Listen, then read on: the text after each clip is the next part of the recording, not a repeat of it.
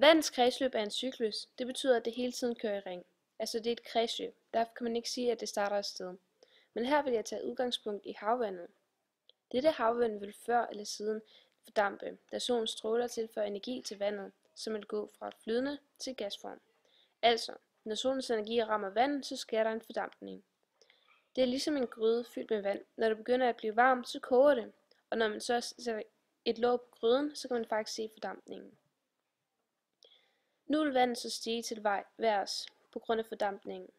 Når fordampningen er steget til værs, så vil det blive nedkølet på et tidspunkt, hvor det bliver lavet om til skyer ved en fortætning af stoffet. Altså når det bliver nedkølet, fordi at fortætningen gør, at det varme luft frigøres og omdannes til skyer. Skyer kan altså også dannes ved, at luftheden rammer 100%.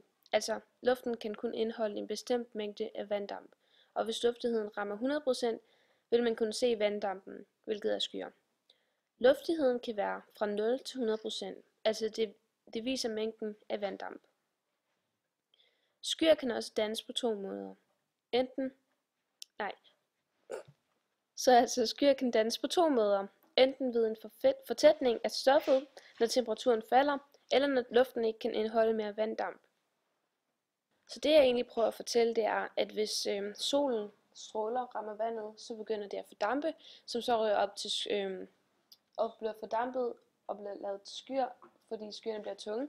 Så sker der det, at det regner, også kaldt som nedbør.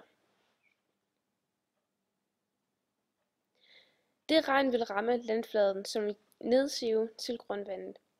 Altså det vil sige, at det vil sive ned til jorden. Dette er en langvarig proces, hvor vandet gennemsiver forskellige jordlag. Det vil tage op til 20-30 år at rense vandet gennem de forskellige slags jordlag, der har hver deres rensende evner, og som bidrager på hver deres måde. Det er ikke alt vand, der rører ned til grundvandet. Der er også noget af det, der strømmer ud i havet, hvor vandets kredsløb er tilbage, hvor det startede. Når vandet så er sivet gennem jordlagene, møder det grundvandsmagasiner, hvilket er et underjordisk sted for beholdning af grundvand. Det som I også kan se her på skærmen. Grundvandsmagasiner består af ferskvand,